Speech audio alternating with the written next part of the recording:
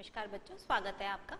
अध्याय 4 हम ले रहे थे रासायनिक बंध व रासायनिक समीकरण। बस आज इसका लास्ट टॉपिक अपने को पढ़ना है।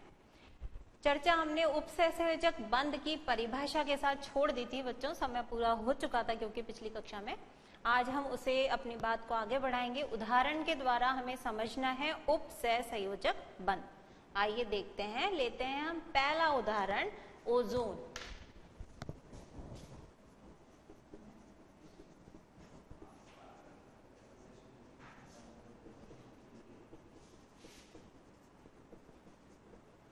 सूत्र बच्चों इसका होता है O3, यानी ऑक्सीजन तत्व के कितने परमाणु हैं इस अणु के, इस यौगिक के निर्माण में? 3 परमाणु भाग ले रहे हैं। कैसे लेते हैं, कैसे बंध बनाते हैं आपस में, हम ये समझने का प्रयास करेंगे। ऑक्सीजन का हमें पता है, इसकी परमाणु संख्या कितनी है बच्चों? 8। उम्मीद है आपको कम से कम अब 1 से 10 तक की परमाणु संख्याएं तो मैं प्रतीक यानी प्रतीक के साथ याद हो गई होंगी। याद हो गई वो बच्चे बधाई के पात्र हैं। आगे जारी रखिए, 11 से 20 तक भी आपको याद करने हैं, और जिन बच्चों को याद नहीं हुआ है वो प्रयास जारी रखें, याद हो जाएगा बच्चों। ऑक्सीजन की परमाणु संख्या है 8, और यदि हम इसके इलेक्ट्रॉनीय विन्यास की बात करेंगे बच्चों तो हम इसको दर्शाएंगे 2 और 6, यानी बाह्यतम कोश में रखता है ये 6 इलेक्ट्रॉन। यहां दर्शाइए ऑक्सीजन, और आप क्रॉस के द्वारा इसके इलेक्ट्रॉन दर्शा सकते हैं। कितने बनाने हैं हमें? 6 इलेक्ट्रॉन बनाने हैं, 2 ऊपर, 2 इस साइड और 2 इस साइड बना दिए। अब दूसरा परमाणु भी बच्चों और कोई नहीं है, दूसरा परमाणु भी इसी ऑक्सीजन तत्व का ही है। ये रहा आपका दूसरा ऑक्सीजन। अब इसके अंदर भी बाह्यतम कोश में 6 ही इलेक्ट्रॉन होते हैं। जरा हम इसको गोले से दर्शा दें बच्चों। 2 यहां, 2 ऊपर और 2 यहां, ठीक है। तीसरा परमाणु भी ऑक्सीजन का ही है जो बंध बनाने में सहयोग करेगा। इसके इलेक्ट्रॉनों को इससे अलग दिखाने के लिए हम वापस से क्रॉस चिन्ह का प्रयोग कर लेते हैं,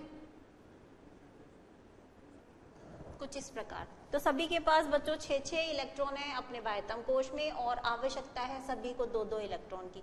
कैसे पूरी करेंगे ये अपनी आवश्यकता को, जरा ध्यान दीजिए। ये दोनों इलेक्ट्रॉन और ये दोनों इलेक्ट्रॉन बिल्कुल मध्य में आ जाएंगे,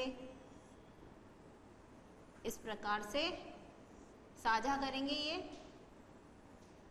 ये देखिए, ये 2 आ गए आपके गोले वाले और 2 आ गए आपके क्रॉस वाले इलेक्ट्रॉन्स, यानी कि 1 इलेक्ट्रॉन का साझा तो ऊपर हो रहा है और 1 इलेक्ट्रॉन का साझा नीचे हो रहा है। तो इस प्रकार पहला ऑक्सीजन, और 2 लाइन के द्वारा हम इसके बंध प्रदर्शित करेंगे, क्योंकि दोनों परमाणु 2-2 इलेक्ट्रॉन का साझा आपस में कर रहे हैं, और इस प्रकार दोनों की आवश्यकताएं पूरी हो रही हैं, क्योंकि दोनों ऑक्सीजन को 8-8 इलेक्ट्रॉन की प्राप्ति हो गई है। लेकिन बात तीसरे की करें, यहां अगर बच्चों इसी प्रकार 2-2 इलेक्ट्रॉन का साझा किया जाता है तो इसके लिए तो दुविधा की बात नहीं है, क्योंकि इसके पास तो 6 पहले से हैं और 2 और मिलकर 8 हो जाएंगे। लेकिन समस्या आ जाएगी बच्चों बीच वाले परमाणु के साथ। कैसे आएगी? 2 और 2 4, 2 ऊपर 6 और 2 ये मिलकर 8 हो गए।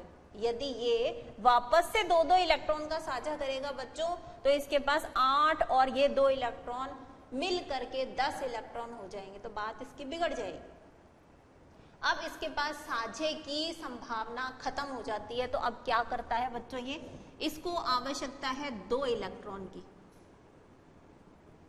इसके ये 2 इलेक्ट्रॉन कहीं काम नहीं आ रहे हैं, तो ये क्या कर सकता है बच्चों? इसके पास ये इलेक्ट्रॉन युग्म, यानी ये 2 इलेक्ट्रॉन फालतू हैं। अब ये इन 2 इलेक्ट्रॉन्स का, ये दोनों इलेक्ट्रॉन गोले के द्वारा प्रदर्शित हैं, किसके हैं? बीच वाले ऑक्सीजन परमाणु के हैं। अब इनका साझा किया जाता है बच्चों, लेकिन आप पहले वाले साझे और इस साझे में अंतर समझिए।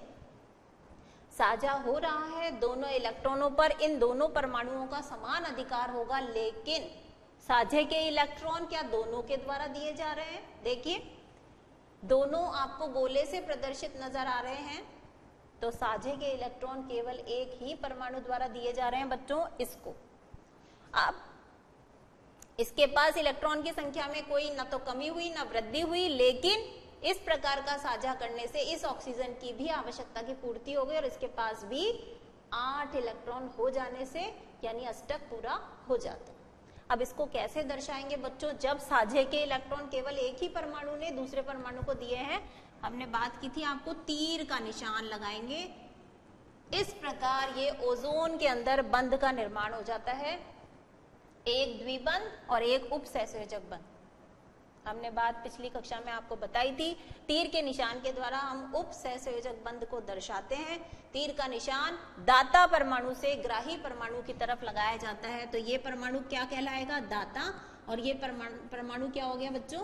ग्राही। तो बात आपको समझ में आ गई। उपसहसंयोजक बंध अकेला नहीं बन रहा, यौगिक में या किसी अणु में सहसंयोजक बंध भी साथ में बन रहे हैं और दाता से ग्राही की तरफ तीर के द्वारा दर्शाया जाता है।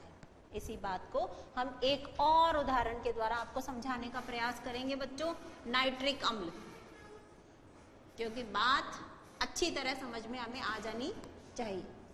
सूत्र है इसका HNO3। थोड़े से ज्यादा हो गए हैं बच्चों परमाणु, घबराने की आवश्यकता नहीं है।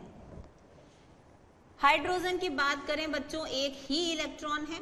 नाइट्रोजन की बात करें यदि, इसका परमाणु संख्या 7 होने से इसकी इलेक्ट्रॉनीय विन्यास 2 और 5, पहले भी हम इसकी बात कर चुके हैं। ऑक्सीजन जहां इसके 3 परमाणु भाग लेंगे 2 और 6, तो हमें ध्यान रखनी है 1, 5 और 6 संख्या हाइड्रोजन, नाइट्रोजन और ऑक्सीजन के लिए। तो देखिए कैसे, यहां ये हमारा हाइड्रोजन, ये हो गया हाइड्रोजन का एक इलेक्ट्रॉन जिसे हमने क्रॉस के द्वारा प्रदर्शित कर दिया। दूसरा परमाणु हम किसका ले लेते हैं यहां? ऑक्सीजन। ऑक्सीजन के पास बाह्यतम कोश में है अपने 6 इलेक्ट्रॉन, देखिए 1, 2, 3,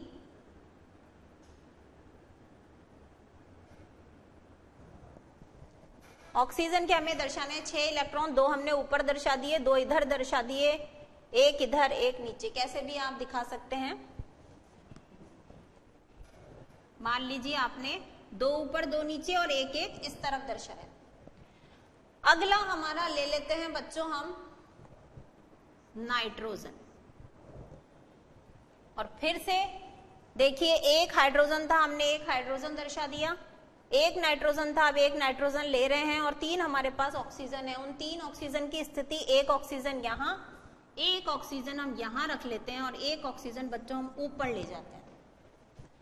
अब देखिए इसके 6 इलेक्ट्रॉन हम दर्शा चुके हैं, नाइट्रोजन के लिए हमें दर्शाने हैं 5 इलेक्ट्रॉन। वापस से हम क्रॉस का सहारा ले लेते हैं ताकि दोनों के इलेक्ट्रॉन आपस में हमें अलग अलग नजर आए। तो हम क्या करते हैं बच्चों, यहां हमने 2 इलेक्ट्रॉन दिखा दिए, उसके बाद यहां हमने 2 इलेक्ट्रॉन दिखा दिए, 2 और 2 4 हो गए, और 1 इलेक्ट्रॉन हमने यहां प्रदर्शित कर दिया, 5 हो गए। और लास्ट आपका रह गया ये और ये परमाणु, इनके भी आप गोले से ले लीजिए।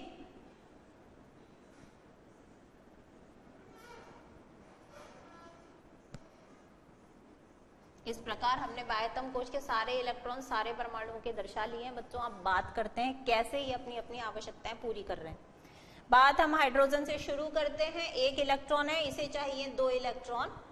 1 ऑक्सीजन के परमाणु के साथ ये दोनों क्या कर लेंगे बच्चों, साझा कर लेंगे। तो 1 इलेक्ट्रॉन का साझा होता है, तो हम क्या बताते हैं, एक रेखा खींच देते हैं हाइड्रोजन और ऑक्सीजन के बीच में।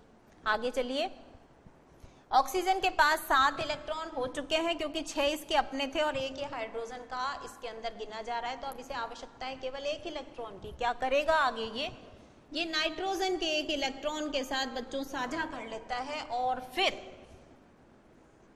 एकल बंध के साथ हम नाइट्रोजन को दर्शा सकते हैं। आगे हाइड्रोजन की आवश्यकताएं पूरी हो गई क्योंकि 2 इलेक्ट्रॉन इसने प्राप्त कर लिए। अगला जो तत्व है आपका ऑक्सीजन, वो 8 इलेक्ट्रॉन के साथ अपना अष्टक पूरा कर चुका है। उसके बाद है नाइट्रोजन, 5 अपने थे और 1 इस ऑक्सीजन से इसे मिल गया, हो गए कितने, 6। अभी भी जरूरत बच रही है कितने इलेक्ट्रॉन्स की, 2 की, और उसके लिए क्या करेगा बच्चों, ये आगे से ऑक्सीजन नजर आ रहा है, इस ऑक्सीजन के साथ ये 2 इलेक्ट्रॉनों का साझा कर लेगा और जिसे हम डबल बॉन्ड यानी द्विबंध के द्वारा दर्शाते हैं। हाइड्रोजन के 2, इस ऑक्सीजन के 6 अपने और एक एक इसके यहां से गिने जा रहे हैं, हो गए 8। इस नाइट्रोजन के टोटल थे 5, 2 यहां से और एक यहां से गिना जाएगा, हो गए 8। इस ऑक्सीजन के 6 अपने और 2 ये नाइट्रोजन वाले, हो गए 8। अब रह गया अकेला हमारा ऊपर वाला ऑक्सीजन। किसी के पास बच्चों साझा करने की नीचे से आवश्यकता नहीं है क्योंकि सबके अष्टक पूरे हो चुके हैं। और अब अगर आगे साझा किया जाता है तो इनका अष्टक जो है वो गड़बड़ हो जाएगा। अब क्या रास्ता निकालते हैं ये कि इस ऑक्सीजन का भी कुछ भला हो जाए। ये 2 इलेक्ट्रॉन इसके पास, ये जो इलेक्ट्रॉन युग्म, बच्चों 2 इलेक्ट्रॉन साथ में हैं, उसे हम कहेंगे इलेक्ट्रॉन युग्म, यानी उसमें इलेक्ट्रॉन्स की संख्या कितनी होगी, 2। ये इलेक्ट्रॉन युग्म इसके किसी काम के नहीं है, अभी इसके पास एक्स्ट्रा है, तो ये क्या कर सकता है बच्चों, इसे यहां से इन इलेक्ट्रॉनों को दे कैसे, इस हिसाब से दे कि ये इसकी संपत्ति भी रहे और इसकी संपत्ति भी मानी जाए। तो इसे हम तीर के निशान यानी उपसहसंयोजक बंध के द्वारा दर्शाएंगे बच्चों, कुछ इस प्रकार। तो आपका ये यौगिक आपके सामने है, हाइड्रोजन यानी H, एकल बंध ऑक्सीजन, एकल बंध नाइट्रोजन, द्विबंध ऑक्सीजन और ऊपर की तरफ एक उपसहसंयोजक बंध हमें नजर आ रहा है ऑक्सीजन के साथ। तो इस प्रकार बच्चों ये हो जाती है उपसहसंयोजक बंध को उदाहरण द्वारा हमारी बात। अब हम करेंगे ऐसी कौन सी शर्तें हैं जो उपसहसंयोजक बंध बनने के लिए हमें चाहिए। उससे पहले आप ये बना लें।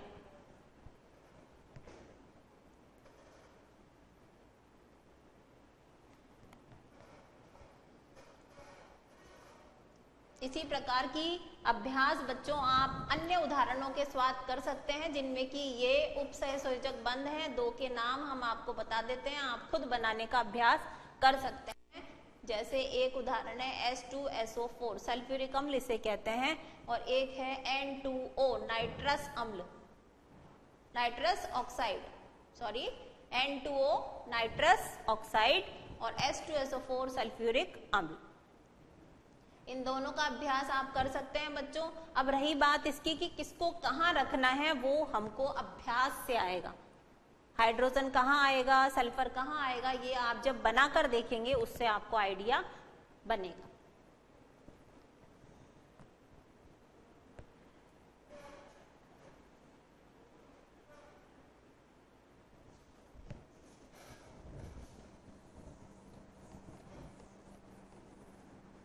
तीन बातें हम कर सकते हैं इसकी शर्तों के लिए। सबसे पहली बात यह है बच्चों, दाता परमाणु के पास अपना अष्टक पूरा होने के बाद कम से कम एक इलेक्ट्रॉन युग्म होना चाहिए ताकि वो क्या कर सके, इसे ग्राही परमाणु को दे सके। तो सबसे पहली शर्त क्या है, दाता परमाणु के पास अपना अष्टक पूरा होने के बाद कम से कम एक इलेक्ट्रॉन युग्म यानी कि 2 इलेक्ट्रॉन होने चाहिए। क्योंकि बच्चों उपसहसंयोजक बंध एक एक इलेक्ट्रॉन के द्वारा नहीं होगा, तीर के निशान में 2 इलेक्ट्रॉन एक साथ दिए जाते हैं। थोड़ा सा नीचे से मिटा लेते हैं, आप फटाफट बना लें उसको। दूसरी शर्त, ग्राही के लिए बात कर रहे हैं हम। ग्राही परमाणु के पास कम से कम एक इलेक्ट्रॉन युग्म की क्या होनी चाहिए, कमी होनी चाहिए।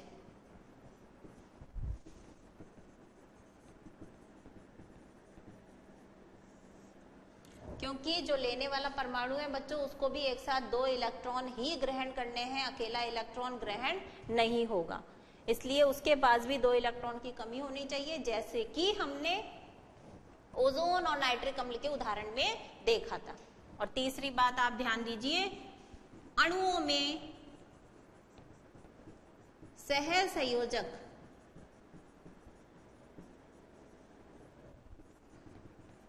बंध के साथ साथ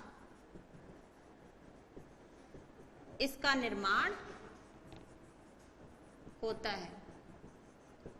किसी भी अणु में हम ये नहीं देखेंगे कि केवल उपसहसंयोजक बंध ही उसके अंदर उपस्थित है। बच्चों, अणुओं में या यौगिकों में जहां पर भी हमें उपसहसंयोजक बंध देखने के लिए मिल रहा है, वहां पर एकल या द्विबंध आपको देखने के लिए सहसंयोजक बंध में आसानी से मिलेंगे। एकल बंध हो सकता है, द्विबंध हो सकता है या त्रिबंध भी हो सकता है, लेकिन उपसहसंयोजक बंध अकेला नहीं बनेगा। ये शर्त जो है बच्चों हमारी किताब में मेंशन की हुई नहीं है, आप एडिशनल एक्स्ट्रा जानकारी के रूप में आप ये लिख सकते हैं। दोनों पॉइंट तो अपनी किताब में दिए हुए हैं, पहला और दूसरा। तीसरा आप ऐड कर सकते हैं। क्या चीज है? अणुओं में सहसंयोजक बंध के साथ साथ ही इसका निर्माण होता है। अकेला उपसहसंयोजक बंध किसी अणु में नहीं बनेगा।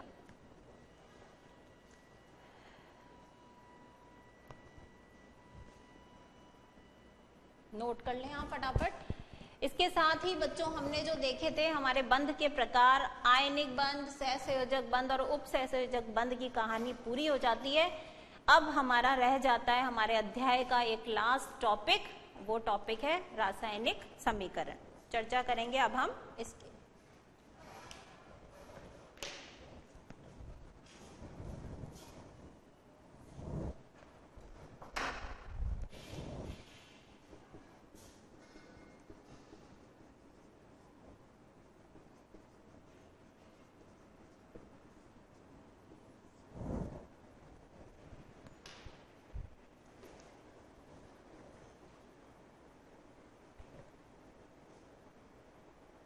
तीनों शर्तें देख लीजिए बच्चों। एक्स्ट्रा उदाहरण हमने आपको दिए हैं जिसमें कि उपसहसंयोजक बंध बनेंगे H2SO4 और N2O का, उसका आप अभ्यास कर सकते हैं। हमारे शिक्षक साथियों से आप सहयोग ले सकते हैं। वक्त है बच्चों ब्रेक का, लौटते हैं हम अपनी कक्षा में ब्रेक के बाद।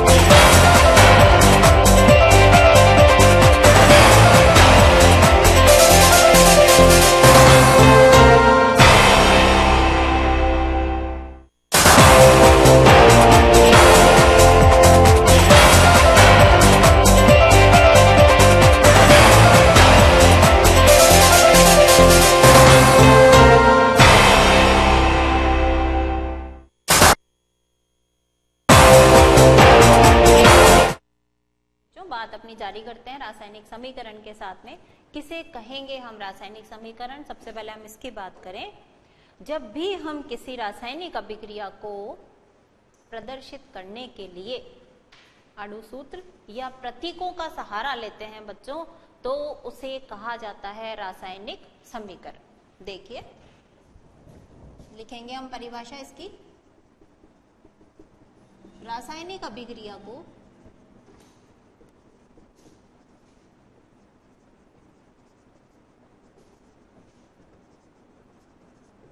अणु सूत्रों तथा प्रतीकों द्वारा प्रदर्शित करना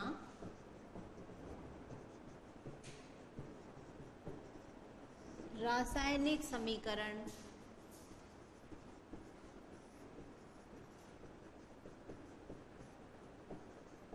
कहलाता है।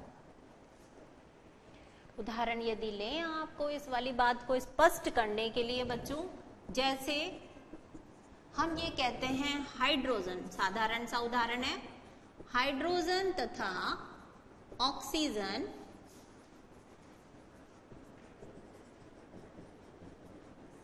आपस में मिलकर क्या बनाते हैं? जल बनाते हैं। अब इस बात को यदि हमें रासायनिक समीकरण के माध्यम से व्यक्त करना है तो हम किस प्रकार करेंगे? हम इन सभी पदार्थों के क्या लिख देंगे बच्चों? प्रतीक या अणु सूत्र लिख देंगे। जैसे हाइड्रोजन H2, ऑक्सीजन, दोनों आपस में क्रिया कर रहे हैं, प्लस का चिन्ह, तीर का निशान, क्या बनाते हैं? जल बनाते हैं। H2O जल का प्रतीक, जल का अणु सूत्र। इस प्रकार अगर ऊपर वाली क्रिया को हम कुछ इस प्रकार दर्शाते हैं तो ये रासायनिक समीकरण कहा जाएगा। अब रासायनिक समीकरण लिखते कैसे हैं अगर हम इसकी बात करें?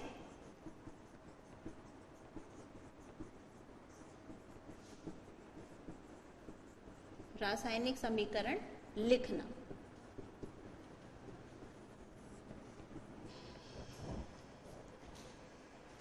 कुछ पदार्थ बच्चों हमें तीर के निशान के बाईं ओर लिखे जाते हैं। इन पदार्थों को हम क्रियाकारक या अभिकारक कहते हैं। यानी जो पदार्थ क्रिया में भाग ले रहे हैं वो हम कहाँ लिखेंगे? बाईं ओर लिखेंगे।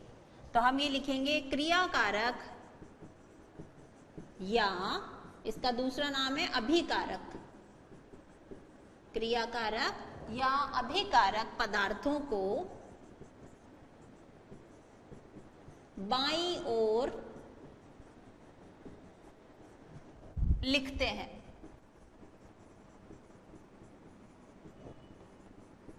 दूसरी बात, अब इस समीकरण के दाईं ओर किसको लिखेंगे हम? इस समीकरण के दाईं ओर हम उत्पाद या क्रियाफल को लिखते हैं। उत्पाद या क्रियाफल, क्रिया के फलस्वरूप बनने वाला पदार्थ दाईं ओर यानी राइट साइड।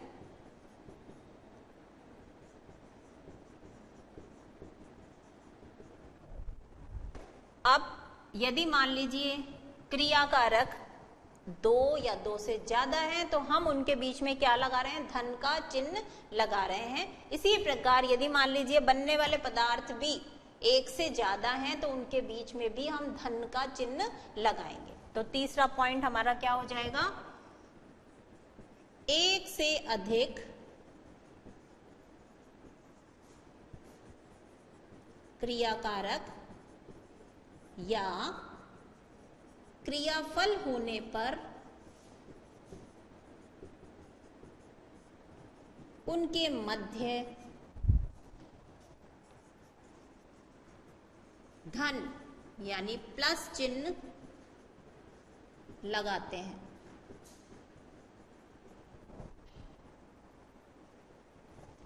सबसे पहली बात, क्रियाकारक या अभिकारक पदार्थों को हम बाईं ओर लिखते हैं, लेफ्ट साइड लिखते हैं, जबकि क्रिया के फलस्वरूप बनने वाले पदार्थों को हम राइट साइड यानी दाईं ओर लिखते हैं। एक से अधिक क्रियाकारक या क्रियाफल होने की स्थिति में बच्चों हम उनके बीच धन का चिन्ह लगाते हैं। और चौथी बात हम करेंगे कि समीकरण को यहां लिख देते हैं हम, चौथा पॉइंट,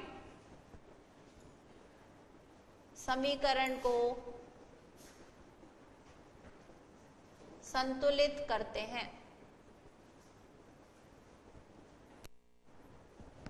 अब समीकरण को संतुलित करना क्या है उसकी बात अभी हम करेंगे।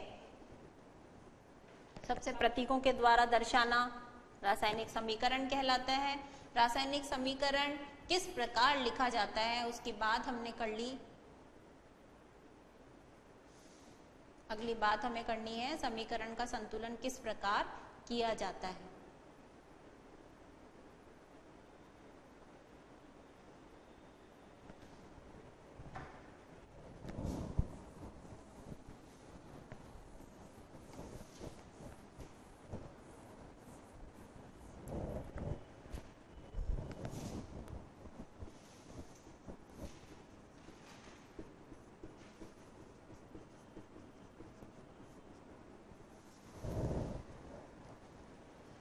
समीकरण संतुलन से क्या तात्पर्य है बच्चों, जरा हम पहले इस पर ध्यान दें।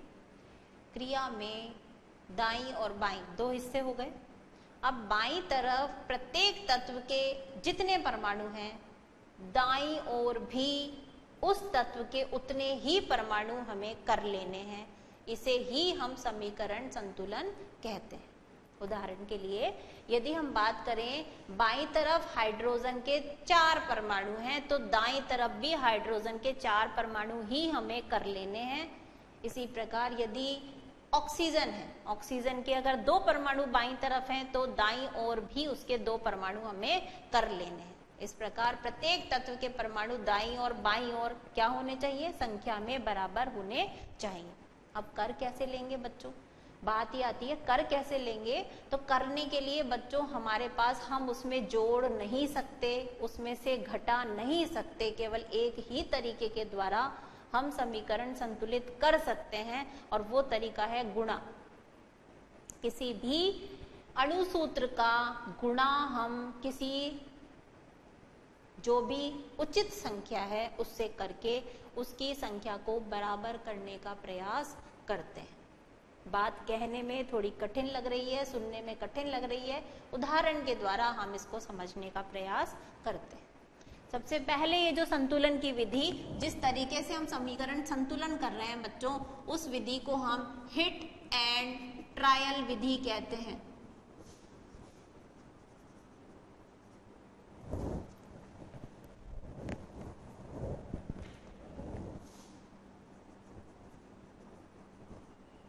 हिट एंड ट्रायल विधि द्वारा समीकरण संतुलित किया जाता है।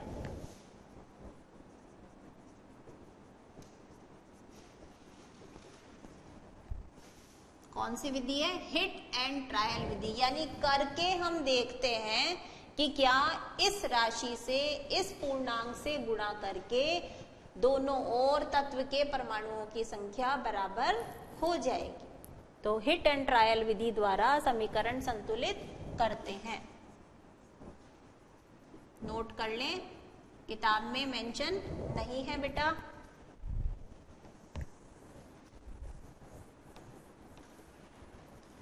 अब उदाहरण देखिए कैसे हम इसको संतुलित करते हैं। ये भी थोड़ा सा हमारी किताब में बताया गया नहीं है बच्चों, लेकिन बताया अंदर नहीं गया। और किताब के पीछे पेज संख्या 28 पर जो आपका लास्ट प्रश्न है, प्रश्न संख्या 24, उसके अंदर समीकरण संतुलित कीजिए ये चीज पूछी गई है। तो अगर हम यहाँ समझ लेंगे तो बच्चों ये ज्ञान वहां आप काम में ले सकते हैं। सिंपल उदाहरण हम लेंगे। सबसे पहला उदाहरण लेते हैं, जैसे हम H2 प्लस O2, तीर का निशान H2O। बाईं ओर जो तत्व है आप उनको लिख लीजिए। बाईं ओर तत्व है जैसे हाइड्रोजन और ऑक्सीजन, यहाँ आप इनकी संख्या लिख लीजिए। हाइड्रोजन के नीचे जो संख्या लिखी है बच्चों वो है 2, तो इसकी संख्या है 2। ऑक्सीजन के नीचे 2 अंक लिखा है, यानी बाईं तरफ इसकी भी संख्या है 2। ये हमारी लेफ्ट हैंड साइड यानी बाईं तरफ की बात हो गई। दाईं तरफ आइए, राइट हैंड साइड। हाइड्रोजन के कितने परमाणु हैं उसके नीचे लिखा है 2। ऑक्सीजन के नीचे बच्चों क्या आपको कोई संख्या नजर आ रही है? नहीं आ रही है, नहीं आ रही है। इसका मतलब आपको 0 नहीं करना है बच्चों। ऑक्सीजन के नीचे अगर कुछ नहीं लिखा है, किसी भी तत्व के नीचे कुछ नहीं लिखी है संख्या, उसका मतलब है 1, क्योंकि ये तो है ना, ऑक्सीजन की संख्या है 1। हाइड्रोजन बाईं तरफ भी 2 है और दाईं तरफ भी 2 है, तो ये तो हमें संतुलित लग ही रहा है। लेकिन ऑक्सीजन जो है बच्चों इधर 2 है और इधर 1 है। अब हमें क्या करना है? 2 को 1 नहीं बना सकते, क्योंकि हम कम नहीं कर सकते, हमें तो बढ़ा सकते हैं। तो हम 1 को 2 बना सकते हैं। तो हम क्या करेंगे बच्चों? ऑक्सीजन को यहां गुणा नहीं कर सकते, पूरा एक अणुसूत्र ये है, तो हमें इसका गुणा यहां आगे करना है। ध्यान दीजिए, 2 बनाने के लिए ऑक्सीजन को गुणा करना है, लेकिन हम आगे लिखेंगे पूरे अणुसूत्र के। तो ये जो है ऑक्सीजन की संख्या अब कितनी हो जाएगी? 2 का गुणा हो गया तो ऑक्सीजन की संख्या इधर हो गई 2। लेकिन ऑक्सीजन का भला करने के चक्कर में बच्चों हमसे हाइड्रोजन का अहित हो गया। कैसे? हाइड्रोजन के 2 यहां थे और आगे ये 2 से गुणा हो गया। अगर इसके पहले लिखा है तो ये गुणा इससे भी होगा, तो 2 दूना 4। अब हाइड्रोजन के इधर कितने हो गए बच्चों? 4। अब क्या करें? इधर वाले 2 को अब क्या करना पड़ेगा? 4 करना पड़ेगा। तो अब हम क्या करें, किस तरीके से होगा? इस H2 के आगे यदि हम 2 से गुणा कर देंगे बच्चों, तो 2 दूना हो जाएगा 4। इस प्रकार आप देखिए दोनों तरफ हाइड्रोजन के अब हो गए 4 और ऑक्सीजन के हो गए 2। इस प्रकार समीकरण बन गया 2H2 प्लस O2, तीर का निशान 2H2O। ये हमारा संतुलित समीकरण कहा जाएगा। एक और उदाहरण ले लेते हैं। N2 प्लस H2, तीर का निशान NH3। वापस वही लेफ्ट हैंड साइड, जो तत्व उपस्थित हैं उनको लिख लीजिए, उनकी संख्या लिख लीजिए। यहां राइट हैंड साइड में भी जो तत्व उपस्थित हैं उनकी संख्या लिख लीजिए।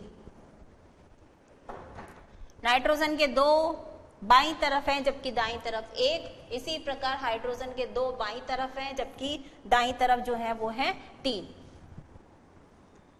कैसे करेंगे?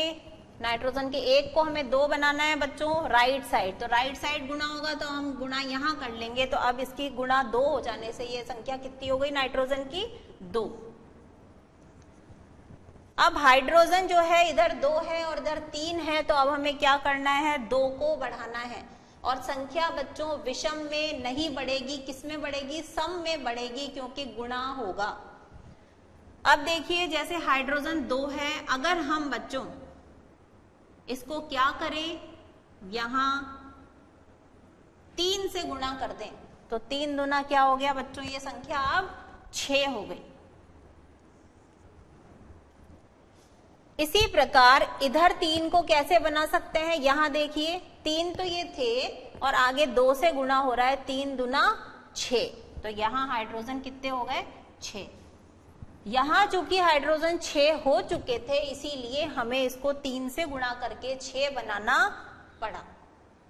इस प्रकार आप देखिए नाइट्रोजन दोनों तरफ 2 हो गए और हाइड्रोजन जो है वो हमारे 6 हो गए।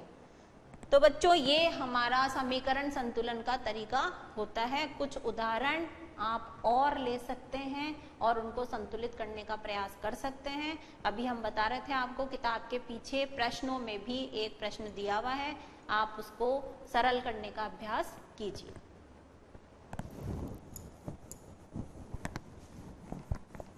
अब ऐसी कौन कौन सी बातें हैं बच्चों जो हमें समीकरण से पता चलती हैं, इसकी जरा विशेषताओं की चर्चा हम कर लेते हैं। रासायनिक समीकरण की विशेषता फटाफट आप उतार लें।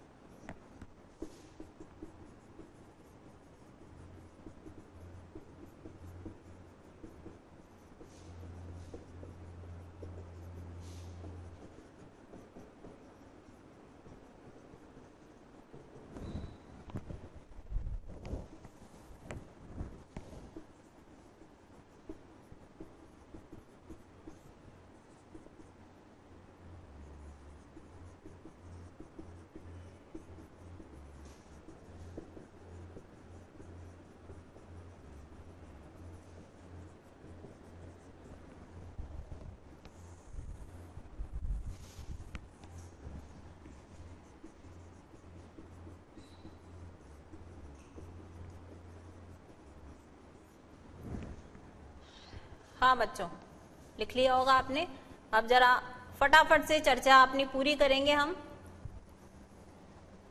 विशेषताओं की बात हम कर रहे थे, 3 विशेषताएं हमारे सामने हैं बच्चों। क्रिया कारक और क्रियाफल की जानकारी हो जाती है। समीकरण देखकर हमें ये बात आसानी से पता चल जाती है कि कौन कौन से पदार्थ क्रिया कर रहे हैं और उनकी क्रिया के फलस्वरूप कौन से पदार्थ बन रहे हैं। दूसरी बात हम ये करें, समीकरण यदि संतुलित हम कर लेते हैं तो हमें कुल अणुओं की संख्या, यानी क्रिया कारक के कितने अणु काम में आ रहे हैं, क्रियाफल के कितने अणु बन रहे हैं, इसकी भी जानकारी हमारे सामने आ जाती है। तीसरी बात, यदि क्रियाकारक और क्रियाफल दोनों ही गैसीय अवस्था में हैं तो बच्चों हम आयतन की जानकारी भी आसानी से प्राप्त कर सकते हैं। विशेषताएं होने के साथ साथ ऐसी कुछ सीमाएं भी हैं जो इन समीकरणों में हमें देखने के लिए मिलती है। वो क्या है? नंबर 1, हमें भौतिक अवस्था की जानकारी नहीं मिलती। थोड़ा हम फुर्ती से लेंगे बच्चों, समय समाप्ति की ओर है। भौतिक अवस्था की जानकारी नहीं मिलती, सांद्रता की जानकारी नहीं मिलती,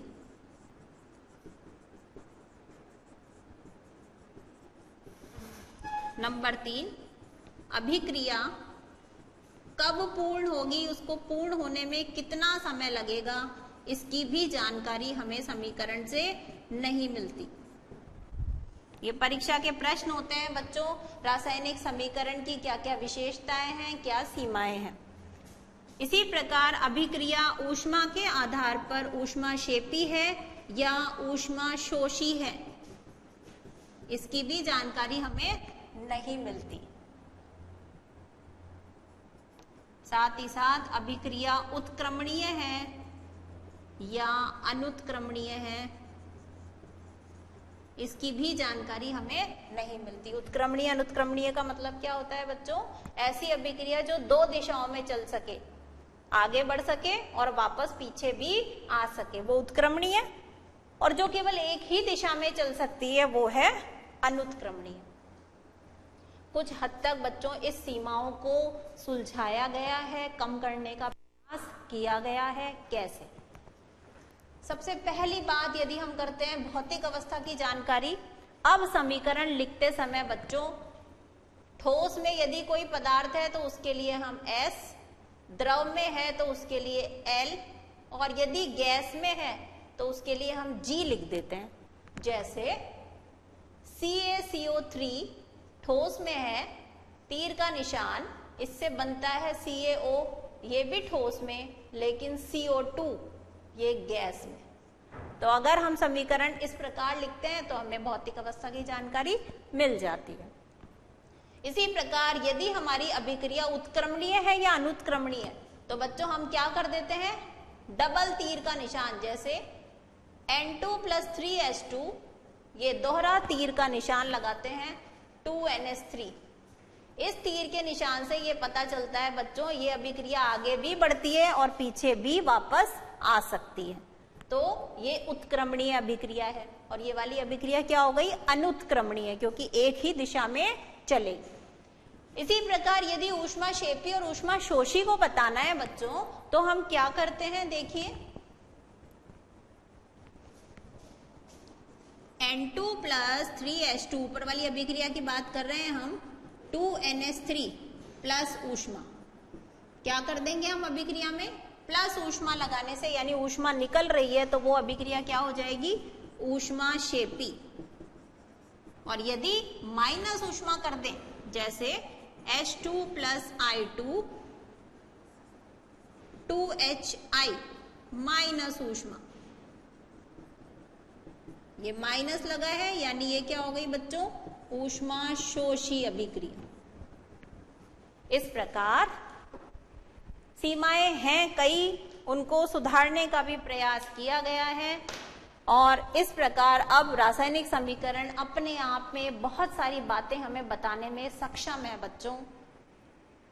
इतनी सारी बात हमने करी अध्याय 4 की, ये इसका लास्ट टॉपिक था, रासायनिक समीकरण। इसके साथ ही आपका ये अध्याय पूरा हो जाता है। अगली कक्षा में मिलते हैं हम नए अध्याय के साथ। नमस्कार।